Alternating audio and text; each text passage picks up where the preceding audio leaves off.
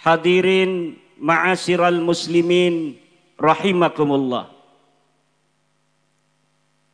Tiada kata yang patut kita sampaikan selain memuja dan memuji kepada Allah,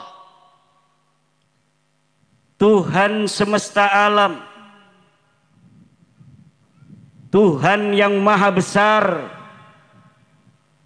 Tuhan yang maha kuasa, Allah subhanahu wa ta'ala, yang malam hari ini telah mentakdirkan saya untuk dapat bersilaturahmi dengan seluruh keluarga besar Mejagung,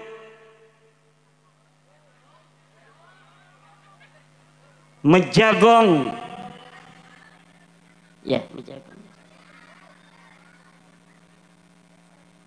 Randu Dongkal, wabil khusus keluarga besar Pondok Pesantren Nurul Quran. Tanpa takdir Allah, kita tidak akan berjumpa. Angin begitu bersemilir. Malam hari ini menunjukkan kesejukan. Panas kemarin, malamnya panas bagi ketua LDNU dan Kiai Lukman Hakim. Tapi Allah tunjukkan malam hari ini kesejukan, rahmat, cinta kasih Allah datang pada kita semua. Wa qul ja'al haqqu wa zahaqal batil innal batil kana zahuqa.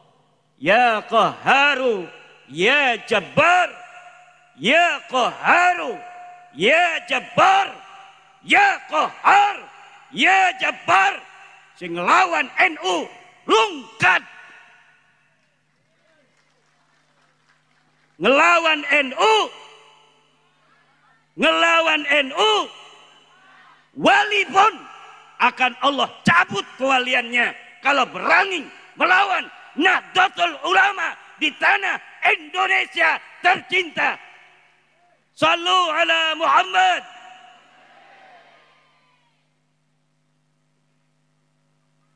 Salawat dan salam mari kita sanjungkan kepada baginda alam, kekasih hati, ayah al-Batul,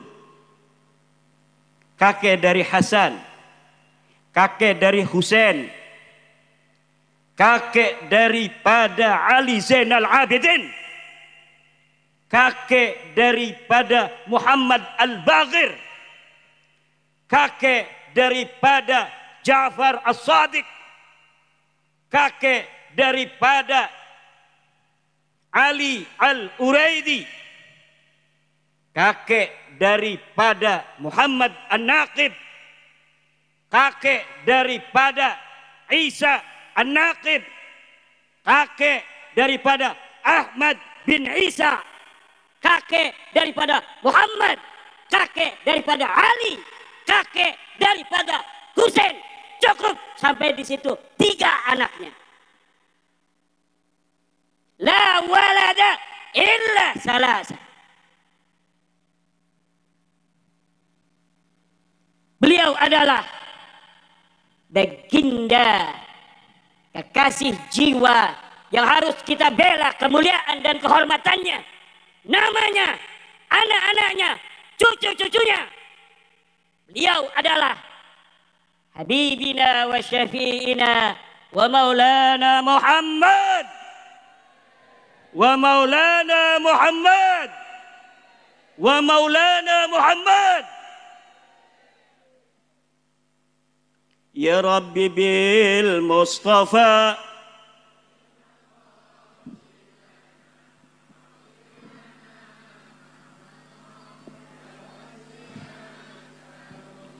Ya Rabbi bil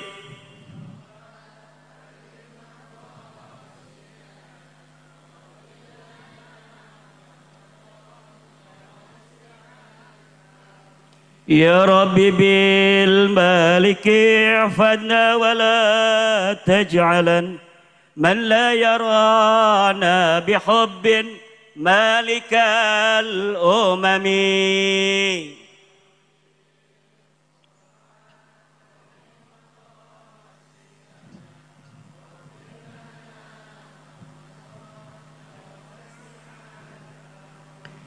يا رب برحمة ارحمنا ولا تعطيا سبيلا للأعداء لتفريق الرحم.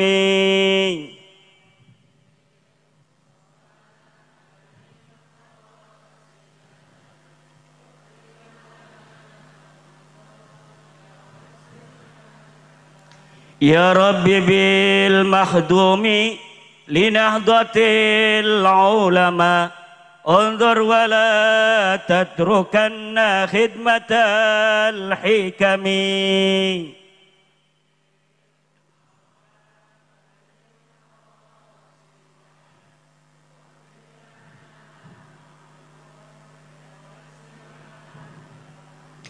يا رب بالقاسم اقسم لجمعيتنا قسما على جميع الأعداء يحتكمين.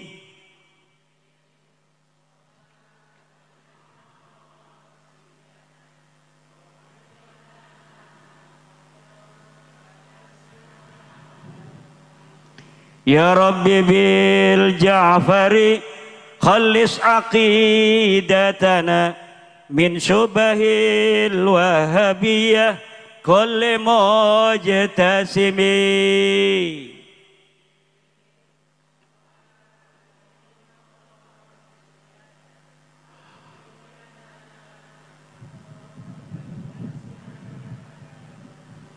يا رب بالعين اجمع كل حبيب لنا تحت ظل واحد مبارك اللقم.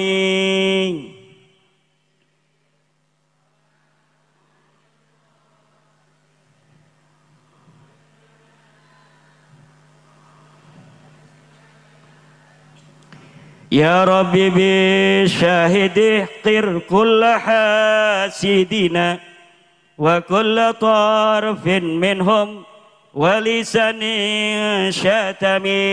Yang keras.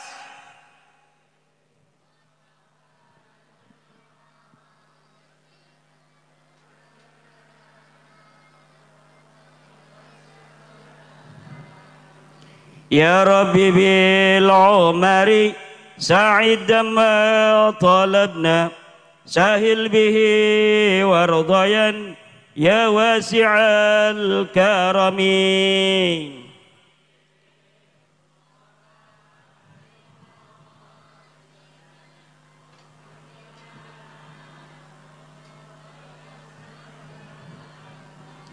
يا رب بالشرف اعطينا كل الشرف وكل خير لنا مرقى لمستنمين.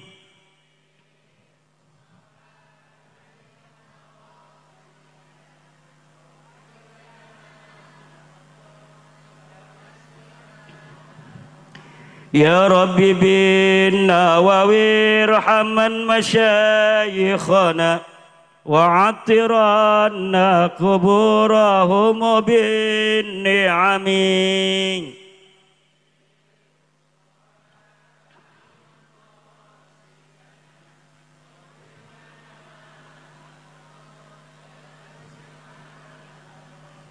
يا رب بالخالل افتح كل طالبنا واجعلهم خيرا منا وخير الأمم.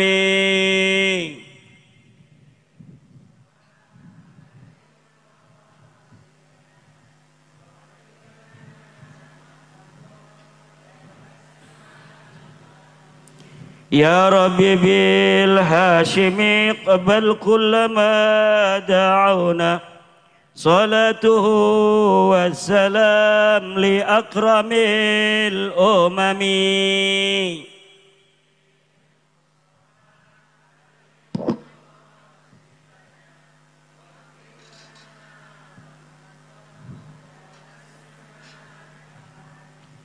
Amin Allahumma, amin Allahumma. Karena acara ini juga acara Haul Wali Songo, maka tadi sholawat yang saya baca adalah sholawat Wali Songo. Saya mengarangnya ketika berziarah ke Sahibul Burdah di Mesir. Ketika saya ada acara daurah di Iskandaria. Setelah berziarah kepada Sahibul Burdah, Allah memberikan pikiran terang untuk menulis salawat Wali Songo dengan nada burdah dari Imam Al-Busiri. Mudah-mudahan kita semua mendapatkan barokah dari para Wali Songo untuk anak-anak kita, para santri yang belajar di pondok pesantren, wabil khusus pondok pesantren Nurul Quran, pimpinan Yai Luqmanul Hakim. Karena pondok pesantren ini sampai hari ini adalah warisan dari para Wali Songo. Wali Songo membuat pesantren sejak zaman dulu, menyebarkan agama Islam dengan cinta, menyebarkan agama Islam dengan kasih sayang, menyebarkan agama Islam tanpa paksaan, menyebarkan agama Islam tanpa tekanan. Budaya-budaya yang tidak bertentangan dengan agama kemudian dibiarkan oleh agama Islam. Sampai hari ini agama Islam dapat beriringan dengan budaya-budaya Indonesia, dengan budaya-budaya Nusantara. Bukan hanya dengan budaya-budayanya, tapi Islam ajaran Wali Songo ini hari ini tetap dapat berdampingan dengan sisa-sisa keyakinan dari bangsa Indonesia. Baik itu agama maupun kepercayaan terhadap Tuhan yang Maha Esa. La ikraha fiddin. Tidak ada paksaan di dalam agama. Ini adalah ajaran dari Wali Songo. Islam hari ini dipeluk oleh 90% masyarakat Indonesia tanpa pertumpahan darah. Islam dipeluk oleh bangsa Indonesia, disebarkan dengan cinta dan kasih sayang, dengan tenggang rasa, saling hormat menghormati, saling harga menghargai. Maka hari ini warisan Islam Wali Songo diwarisi secara ideologis dan secara biologis oleh Nahdlatul Ulama. Nahdlatul Ulama itu hanya satu, yaitu yang dinaungi oleh pengurus besar Nahdlatul. Jika ada orang mengaku NU tapi dia memusuhi PBNU, itu NU palsu. Kalau dia membawa-bawa nama Mbah Hashim, saya NU-nya bukan NU PBNU, tapi NU saya adalah NU Mbah Hasim, itu adalah dusta. Dia membawa-bawa Mbah Hasim, sebenarnya dia ingin memecah belah Nahdlatul.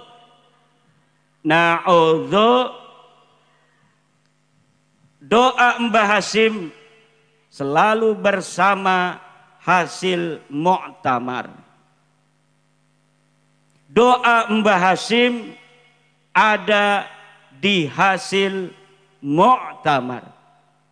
Apabila ada orang yang tidak menerima hasil muktamar Nahdlatul Ulama lalu membawa-bawa nama Mbah Hasim, itu adalah penipu ulung.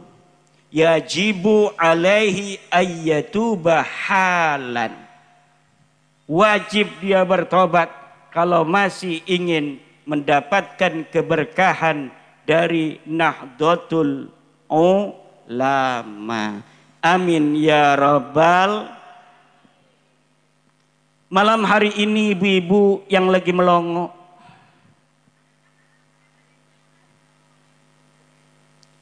acara khatmil Quran, khatmi jami'id durus wa tahfidil Quran litullabi al-ma'hadil islamiyyi li tahfidil Quran Nurul Quran alladhi kana fi Mejagong Randu Dongkal, bukan Rangda Dongkol. Rangda Dongkol mah yang di PHP terus nggak dikawin-kawin. Betul? Coba yang janda ngacung. Ngacung, saya mau doain nih. Ngacung. Janda yang di atas, yang di bawah 30. Janda yang di atas 30. Udah, insya Allah dapat suami yang soleh. Amin. Yang banyak duitnya. Udah soleh, banyak duit. Ibu bapak hadirin ma'asyiral muslimin rahimakumullah. Para santri mana? Para santri. Para santri putra yang ganteng-ganteng. Para santri putri yang cantik-cantik. Tapi ganteng dan cantik itu bukanlah standar kemuliaan. Al-jamalu laysa fil wajhi. Al-jamalu nurun fil qalbi. Kecantikan bukan ada di wajah. Kecantikan yang sesungguhnya adalah di dalam hati. Cahaya yang ada di dalam hati. True beauty is not in the face, but true beauty, the lights in the heart. Ngerti nggak? Banser ngerti nggak? Ini mana Banser ini? Tadi saya masih duduk baris kayak Gatot Kaca. Saya nggak ada, dia ngerokok. Banser! Dari tadi pengen ngerokok katanya. Ini Banser zaman sekarang harus pandai bahasa Inggris. Kalau ada tugas dari PBNU ke Timur Tengah, pada banyak yang daftar karena bahasanya bahasa Arab. Kalau ada tugas dakwah ke Inggris, Prancis, Jerman, kita kaum Nahdiyin kekurangan kader. Maka hai para santri, jangan hanya pinter nahu sorob bahasa Arab, tapi zaman ini zaman modern. Harus bisa juga bahasa Inggris, bahasa Prancis, bahasa Jerman, bahasa Mandarin. Saya tidak akan ceramah bahasa Mandarin, takut ibu-ibu nggak ngerti. Hanya siang-siang malingseng liang tai bau.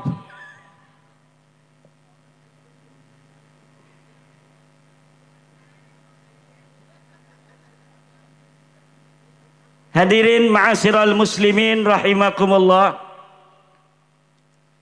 Al-Quran diturunkan oleh Allah subhanahu wa ta'ala dari mulai Al-Fatihah sampai An-Nas. Di dalamnya ma huwa syifa wa rahmah. Di dalam Al-Quran itu ada kesehatan, ada obat, ada kesembuhan. Orang yang sedang punya penyakit encok, liver, diabetes, kencing manis, hidung tersumbat, asam urat, apalagi kanker, kolesterol, semua obatnya ada di dalam Al-Qur'an. Kalau kita lagi punya penyakit terasa, lalu kita baca Al-Quran dari mulai Al-Fatihah sampai An-Nas, insya Allah penyakitnya hilang. Kalau kita tahu ayat yang mana untuk encok, enggak usah 30 juz, cukup ayat itu dibaca. Kalau kita tahu mana untuk liver, kita tidak usah 30 juz, cukup baca ayat itu. Tapi orang yang tidak tahu ayat yang mana untuk sakit kepala, ayat yang mana untuk encok, ayat yang mana untuk liver, tidak boleh. Tidak, kita kalau ingin sembuh tanpa dokter harus baca Al-Quran dari Al-Fatihah sampai An-Nas. Wa nunazzilu minal Qur'ani ma huwa shifaa'u wa rahmah wa la yazidudz zalimina illa khasara. Tapi kalau orang-orang zalim, walaupun dia baca Quran satu khataman, penyakitnya tidak sembuh.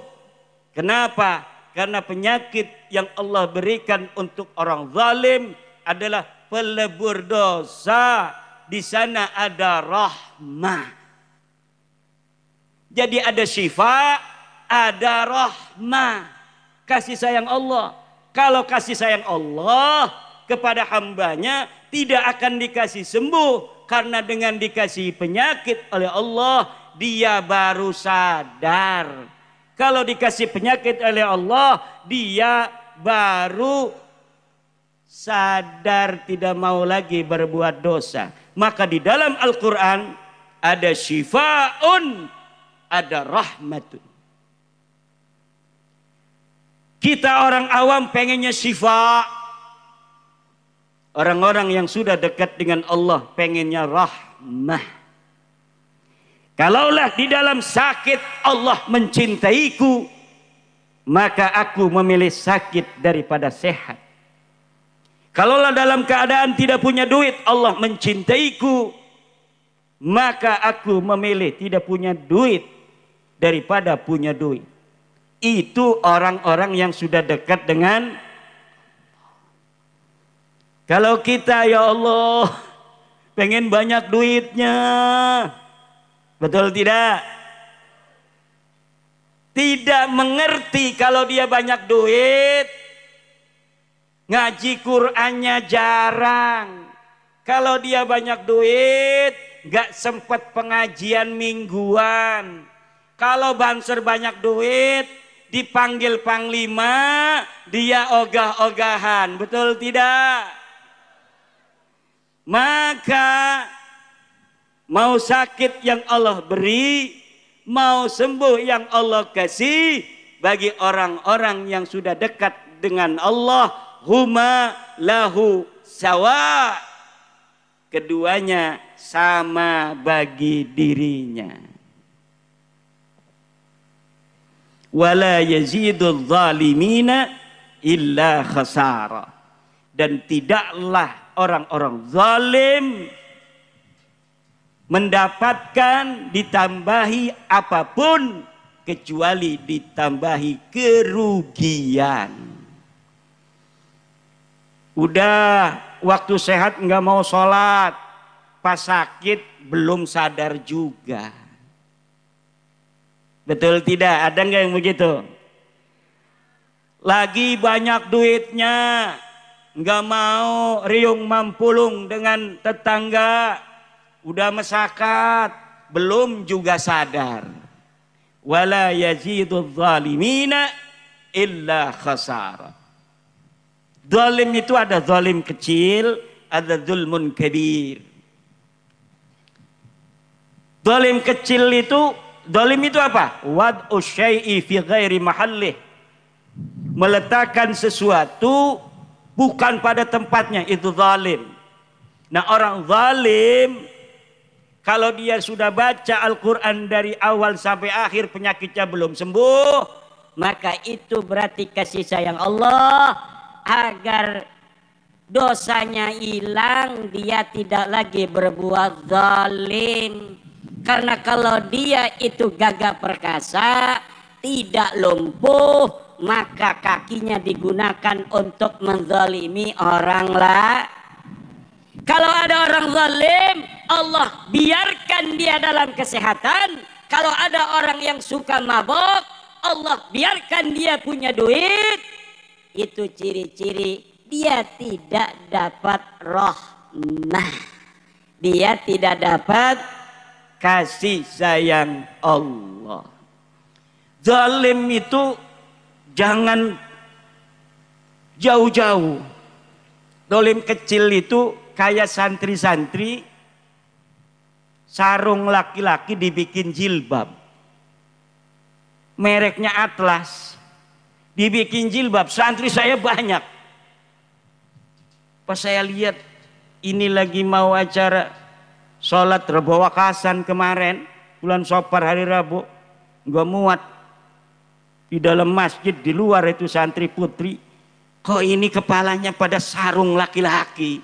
Ternyata katanya lagi ngetren santri-santri di dunia maya pakainya jilbab yang terbuat dari sarung laki-laki. Itu zalim kecil itu. Meletakkan sesuatu, sarung yang harusnya di bawah dipindah jadi di atas. Superman tuh juga zalim tuh, Superman. Orang pakai celana dalam itu dulu baru celana panjang.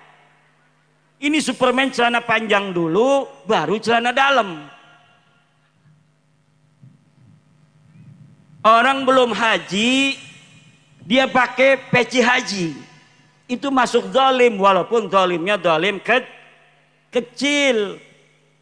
Nanti orang saru, apakah dia ini sudah haji apa belum? Terpaksa orang manggilnya Pak Haji. Supir saya pakai peci haji. Kalau ada pengkolan kan ada tukang parkir. Makasih Pak Haji. Kata dia amin. Bukan amin, pemalsuan itu. Bisa dipidanakan di KUHP itu. Orang belum haji pakai peci haji. Ada sekarang dukun-dukun pakaiannya kayak kiai. Pemburu hantu pakaiannya kayak kiai. Pakai udang-udang segala macam. Ini saya pakai udang-udang ini, pakai jubah, karena kita lagi melawan banyak orang-orang yang hanya bermodal jubah, bermodal imamah tanpa ilmu. Karena kalau di Nahdlatul Ulama orang-orang pinternya yang ngalim-ngalim itu lebih seneng pakai peci hitam, pakai sarungnya sarung BHS juga dapat dikasih bupati, udah 3 tahun dipakai terus. Tidak menunjukkan kealiman dari segi pakaian. Ini ajaran Wali Songo sebenarnya. Saya pun biasanya pakai peci hitam, pakai batik, pakai celana. Tapi sekarang bahaya. Saya lihat ulama-ulama NU zaman dulu di foto-foto kenangan Nahdlatul Ulama tahun 39 di Banten Muktamar. Semuanya pakai jubah, pakai imamah, pakai sorban gede-gede. Sekarang orang-orang alim di PBNU itu yang pakai peci, pakai celana doang. Alfiahnya ngelotok, hadisnya hafal banyak. Bukan hanya ilmu fikih, usul fikih. Bahkan mungkin sudah balagu rutbatal ijtihad. Tapi dalam pakaian biasa-biasa saja. Itu akhlak bagus. Apalagi kayak guru kita bersama Gus Baha. Pecinya udah miring, rambutnya kelihatan, digulung. Itulah ulama Nahdlatul Ulama yang penuh ketawaduan. Tapi orang-orang awam ternyata salah zaman sekarang dalam menilai. Disangkanya kalau orang sudah pakai imamah, kalau dia sudah pakai jubah, kalau dia sudah pakai sorban besar, dia ulama besar.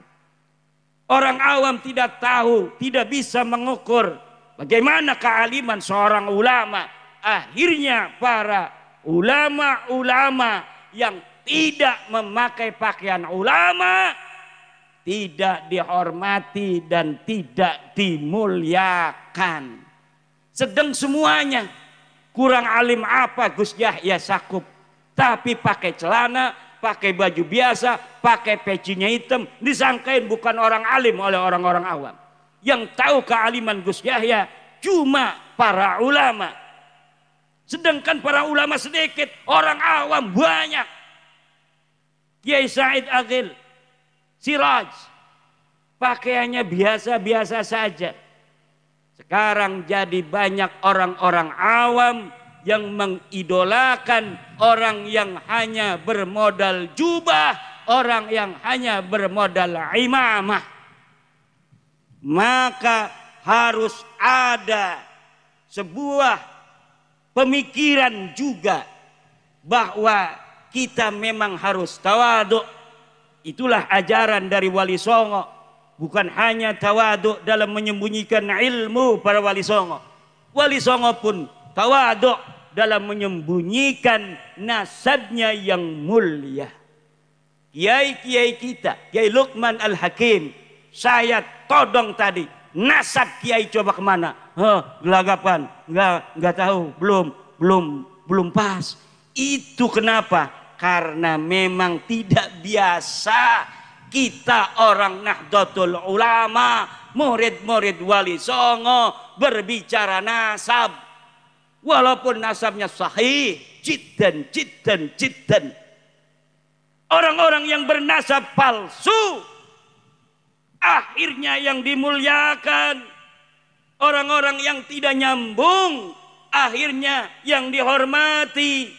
Yang berhak akhirnya disepelekan karena tidak pandai di dalam mengiklankan diri, tidak pandai dalam marketing. Kiai-kiai NU alim. Kalau saya lagi rapat LBM, Lembaga Bahsul Masail PBNU, saya diem aja. Kenapa? Cukup sudah diwakili oleh kealiman para teman-teman di Lembaga Bahsul Masail. Orangnya biasa-biasa saja. Kadang-kadang itu cucunya Mbah Khalil nggak pakai peci, datang ke PBNU, Lembaga Bahsul Masail, nggak pakai peci. Tapi kalau sudah bicara tentang kitab kuning, bicara tentang Alfiyah, bicara tentang Qawaid Al-Fiqhiyah, bicara tentang ilmu balaghah, rata habis semuanya. Inilah Nahdlatul Ulama, kaya akan orang-orang alim, orang-orang ikhlas, orang-orang yang betul-betul berjuang demi agama walaupun tanpa namanya disebutkan. Kebaikan ini tidak boleh hilang. Saya yakin para orang-orang awam bangsa Indonesia sampai hari ini beragama dengan benar. Tidak ada bengkok dalam beragama. Karena punya guru, para ulama-ulama yang ngajar di pesantren, yang ngajar di masjid, yang ngajar di musalla, yang ngajar di surau-surau, menasah dengan cinta dan keikhlasan, sehingga yang tumbuh dari hati sampai kepada hati, yang muncul dari keikhlasan akan berbuah barokah. Jangankan yang alim di Indonesia, orang-orang awamnya taat menyembah kepada Allah Subhanahu. Inilah ajaran kebaikan Wali Songo yang penuh dengan kebarokahan. Ajaran kesucian Wali Songo dan kebarokahannya yang sudah muntasyar, yang sudah terbukti, tidak boleh dikalahkan dengan ajaran-ajaran agama dalam bingkai marketing belaka, dalam bingkai kedustaan, dalam bingkai cerita-cerita fiksi, dalam bingkai ketidakikhlasan. Ki melongo-melongo ki apa jawaban nih?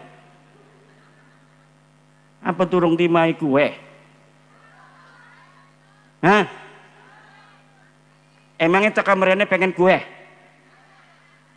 Teka merene harap ngaji apa pangan kue? Atuh harap ngaji maju ngomong-ngomong kue.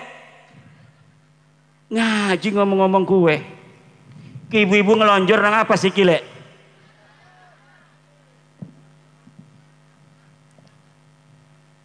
Jere Kiai Mustafa, Kiai ngomong Jawa bae. Jawa sing Banten memirip karo Jawa Pemalang. Lamun Jawa Banten digawa ning Jogja mbeke digeguyu. Tapi lamun digawa Pemalang mah 11-12 kayane nggih. Nggih ta mboten? Understand? Ku bisa ibu-ibu bahasa Inggris. Jere orang ngerti. Ana Banser Gagah Perkasa. Wis kuliah S1 lulus bahasa Inggris, sing ngerti cuma I love you. I love you, you love me, kita berdua lap-lapan. Liane orang ketemu. Hadirin ma'asyiral muslimin rahimakumullah. Ajaran Wali Songo dari semua segi aspek keislaman harus dipertahankan oleh pewaris ideologis, yaitu pengurus besar Nahdlatul Ulama beserta seluruh jajaran dari mulai PWNU, dari mulai PCNU sampai kepada MWC dan ranting-ranting. Bentuk sebuah kajian apa dulu di daerah Pemalang yang diajarkan oleh kiai-kiai Pemalang zaman baheula. Bagaimana cara beragama, bukan hanya agama dari sisi aspek fikih dan tauhid, tapi dari budaya-budaya masyarakatnya seperti apa. Zaman dahulu yang diwarisi dari Wali Songo jangan sampai dihilangkan, karena ajaran Wali Songo sudah terbukti membawa kebarokahan, toleran, moderat, saling harga menghargai, cinta mencintai, tidak ada intimidasi, betul? Tidak ada ngancem-ngancem orang, betul? Ajaran siapa orang yang tukang ngancem-ngancem orang? Tidak ada ajaran Wali Songo tukang ngancem-ngancem orang.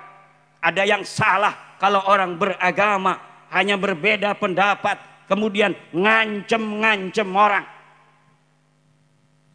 Keutuhan bangsa, keutuhan agama,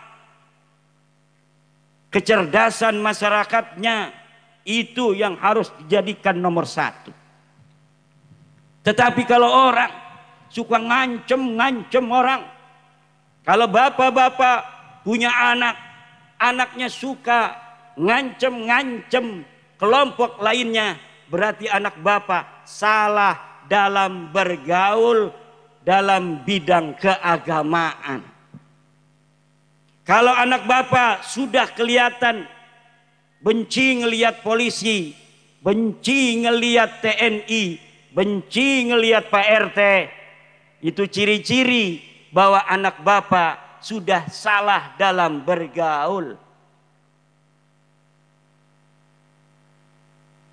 Kalau santri-santri NU lihat, luar biasa bagaimana PBNU menyikapi Rempang di Pulau Batam yang sedang bergelora, tidak membawa massa.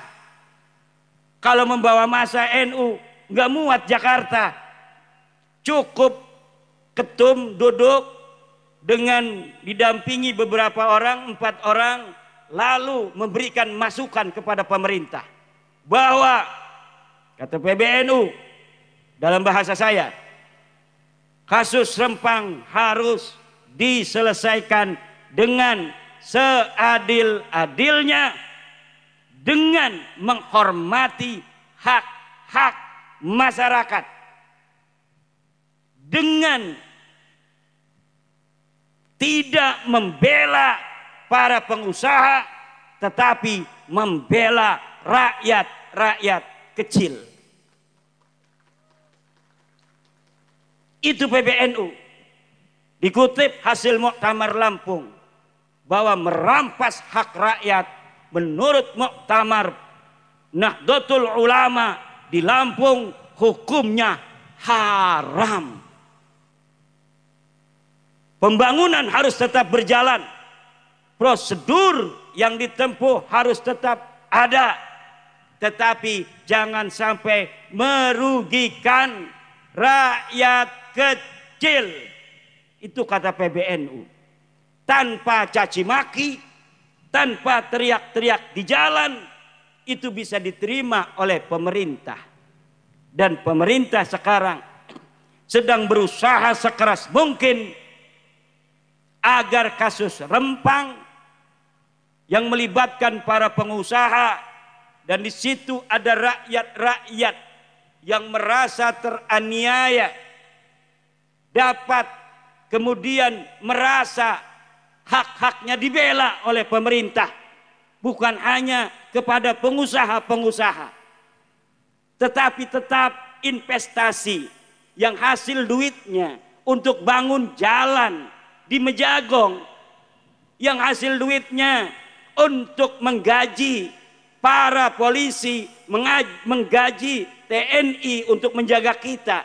Kalau nggak ada polisi, acak-acakan di kita. Betul tidak? Untuk menggaji guru-guru SD, untuk menggaji pegawai-pegawai kelurahan, untuk menggaji pegawai-pegawai kecamatan, pegawai-pegawai kabupaten. Dari mana duitnya? Kalau tidak dari hasil pembangunan. Betul tidak? Tetapi pembangunan yang hasil duitnya juga untuk membangun, investasi yang untuknya juga untuk membangun, jangan sampai mengabaikan hak-hak rakyat kecil untuk mendapatkan fasilitas tanah dari negara. Inilah Nahdlatul Ulama. Lauk da benang caina herang, ikannya dapat, airnya tetap bening. Ini akhlaknya siapa? Akhlaknya kiai-kiai Nahdlatul, bukan malah membuat panas rakyat. Ini pemerintah zalim, ini pemerintah tagut. Rakyat, hei rakyat, kalian telah dirampas hak-haknya.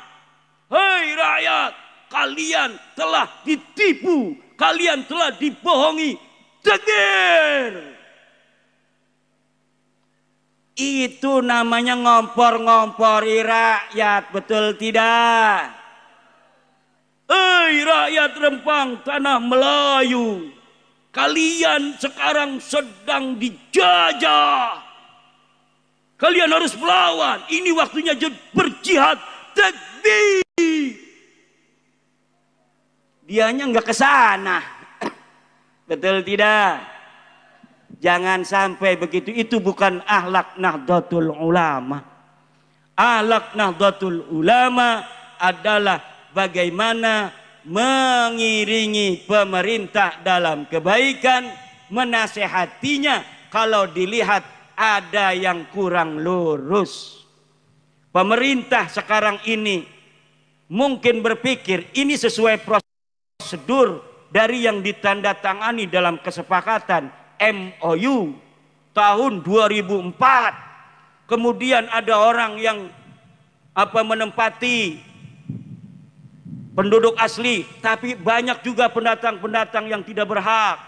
Mungkin benar, tapi ingat pemerintah, tugasnya pemerintah mengayomi seluruh bangsa Indonesia dan tumpah darah Indonesia. Bukankah kita mencari untung dari investasi ini untuk rakyat? Betul?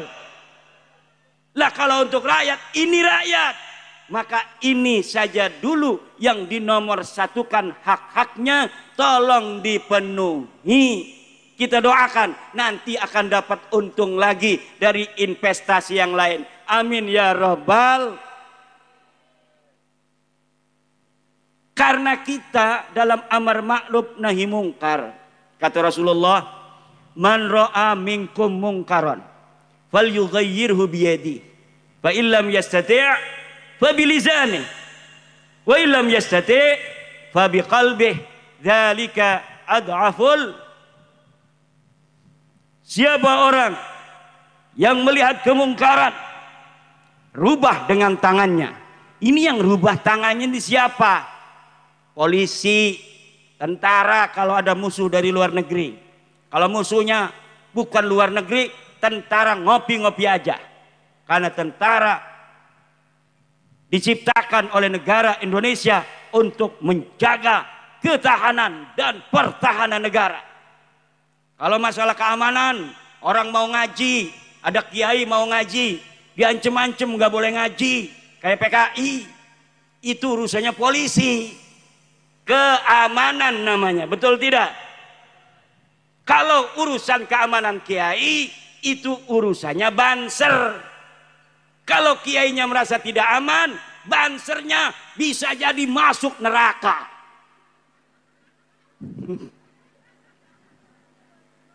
Sangkain mau ngejendulin. Banser tugasnya dibentuk oleh Nahdlatul Ulama untuk menjaga kiai, tidak menjaga yang lain. Banser menjaga kiai. Menjaga siapa? Karena menjaga warga NU mah tugas polisi. Betul tidak? Tapi kalau kiai mau kemana-mana, kiai mau gilir. Mau kemana?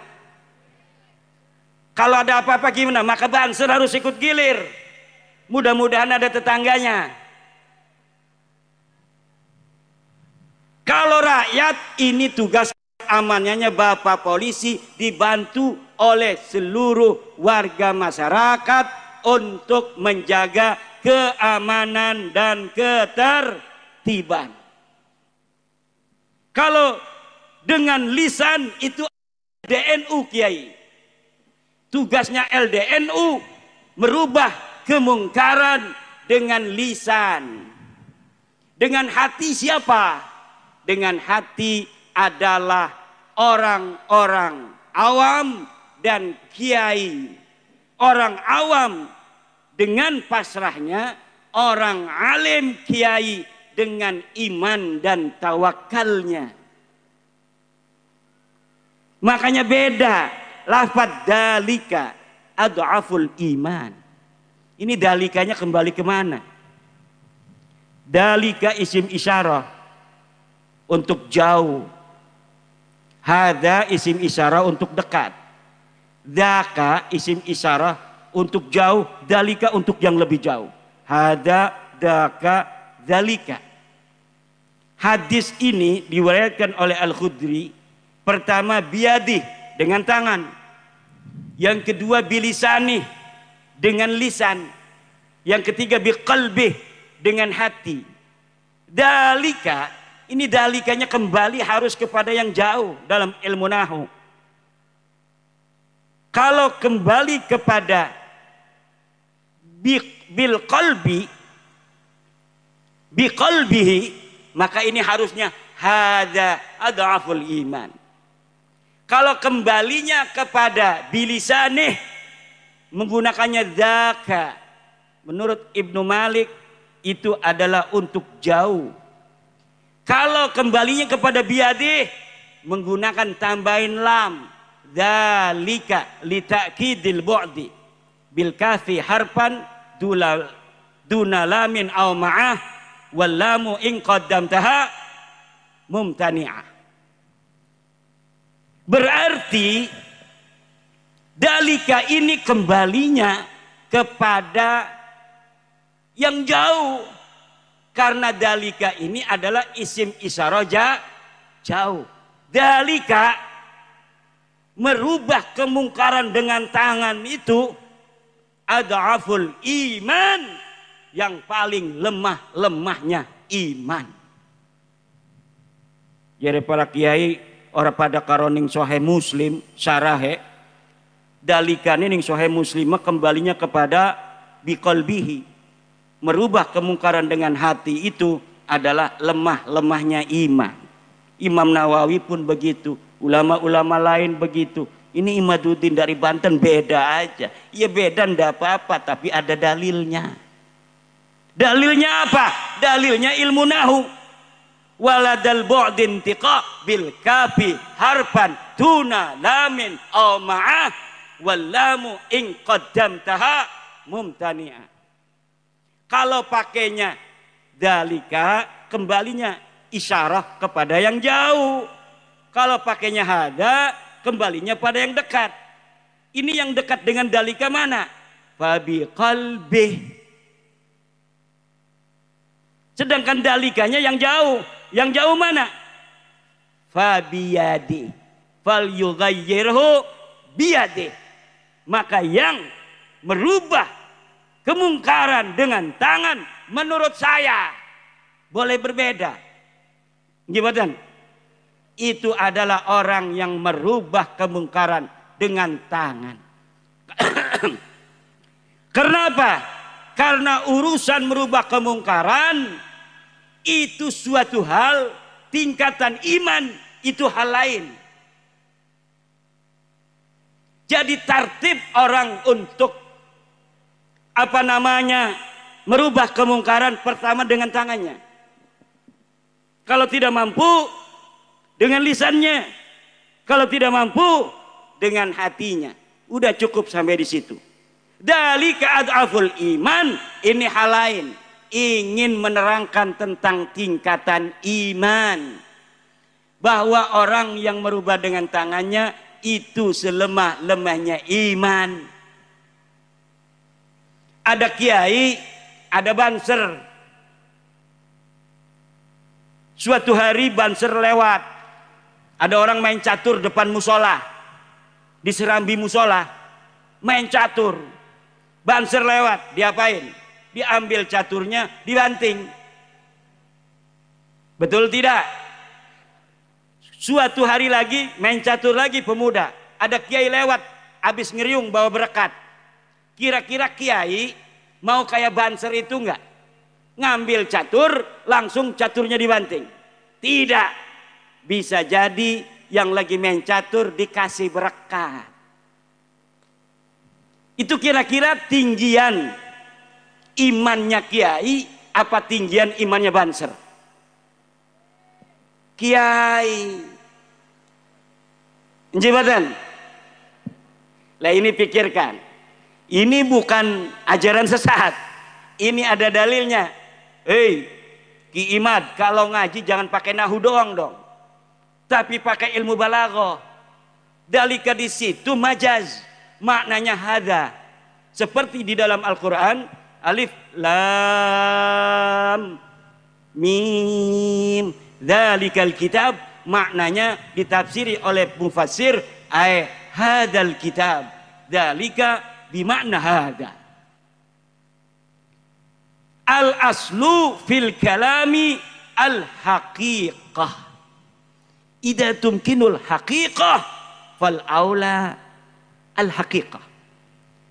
Asal dari kalam itu adalah hakikah. Kalau masih memungkinkan hakikah, kasih makna hakikah. Kecuali maknanya sudah tidak mungkin, maka kalam dimajazkan. Seperti aku melihat macan megang emik di atas panggung dikawal oleh 2 banser yang mulia. Itu qarinahnya sudah tidak bisa makna hakikat macan itu. Tapi kalau dalika ad'aful iman, itu masih bisa dihakikatkan. Tetapi jangan sampai ini dianggap saya menyalahkan para imam-imam pensarah hadis Muslim. Nyala-nyalain pensarah hadis Muslim. Dalikanya dimaknain, ditafsiri oleh pensarah hadis Muslim kepada biqalbihi adhaful iman. Ya boleh-boleh saja. Namanya ini pendapat. Kalaulah pemerintah harus merubah dengan tangan. Coba kalau ada orang demo yang nyengsarain masyarakat sekitar, polisi tidak bertindak dengan tangannya, itu kekacauan yang lebih besar akan terjadi. Maka dengan tangan itu adalah tugas pemerintah, tugas Pemda, tugas Pemprov, tugas Pemkot, dan aparat-aparat lainnya. Kalau dengan lisan itu tugasnya penceramah, tugasnya para LDNU. Kalau dengan hati ada 2 orang.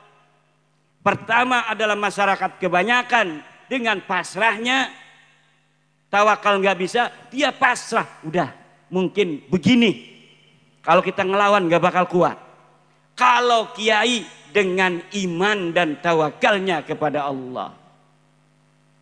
Kiai itu kadang-kadang sama santri aja nggak marah. Saya punya guru, kalau ngaji santrinya tidur semua nggak pernah ngebangunin.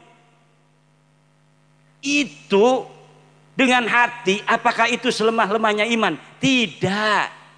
Itu sekuat-kuatnya iman. Karena kiai yakin kalau mau jadi kiai tetap jadi kiai walaupun ngajinya tidur.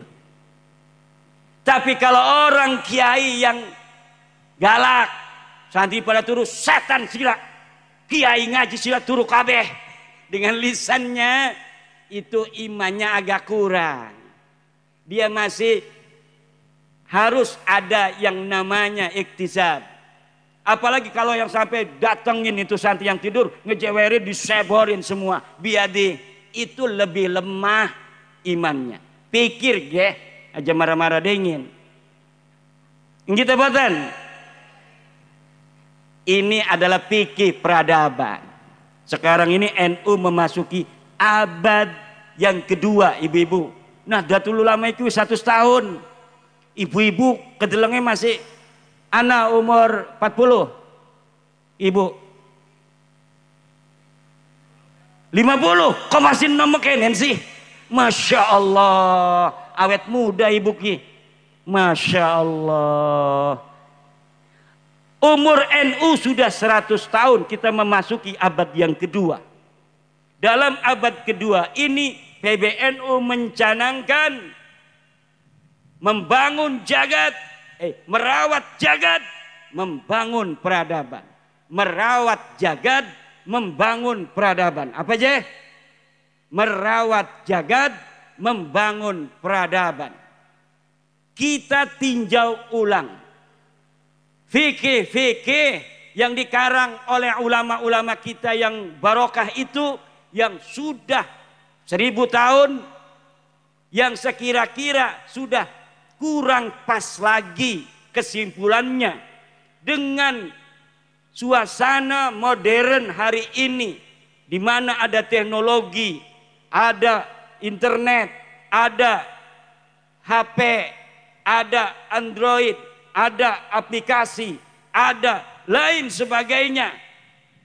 Sesuatu yang apabila kesimpulan itu sudah tidak cocok lagi dengan zaman kita hari ini, maka bisa kita tahqiqul manat kembali. Kita verifikasi relevansinya dengan syarat-syarat yang sesuai dengan syarat-syarat ijtihad. Yang boleh melakukannya adalah mereka yang qad balagha rutbatal ijtihad, qad tawaffara syurutul ijtihad fi. Dia sudah bisa nahu sorobnya daqiq, ilmu balaghanya daqiq, qawaid fikihnya daqiq, usulul fikihnya daqiq, ulumut tafsirnya daqiq, ulumul hadisnya daqiq. Kemudian dia sudah banyak membaca kitab-kitab ulama sebelumnya sebagai presiden. Kemudian dia menyimpulkan dengan kesimpulan baru yang tidak bertentangan dengan Al-Quran, Al-Hadis, Ijma' dan Qiyas. Itu yang sedang dipikirkan Nahdlatul Ulama untuk menyongsong peradaban baru Nahdlatul Ulama di abad kedua NU, agar NU tidak ketinggalan zaman. Karena ulama-ulama NU luar biasa. Di pondok-pondok pesantren, para ulama-ulama kita ini kalau ada di Timur Tengah udah luar biasa. Tetapi mereka tawadhu, mereka wara'i, hanya mengajarkan kitab-kitab yang sudah ditulis ulama. Mereka sudah bisa menulis kitab, tapi banyak dari mereka yang enggan menulis kitab. Mereka banyak yang pandai menulis syair-syair Arab, tapi mencukupkan di dalam cara menyelesaikan kesimpulan yaktafi bima kana fi kutubit turas, yang nanti mungkin hari ini masih cocok, tapi 10-20 tahun lagi ini mungkin sudah ketinggalan zaman. Karena apa?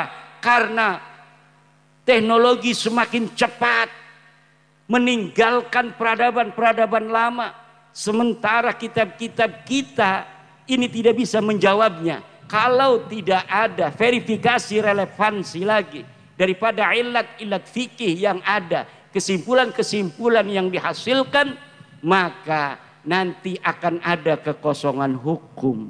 Oleh karena itulah, ayo Nahdlatul Ulama dari mulai PWNU, PCNU, kita persiapkan generasi-generasi muda Nahdlatul Ulama yang mampu untuk membaca keadaan hari ini, tapi juga dia bisa membaca keadaan di masa yang akan datang.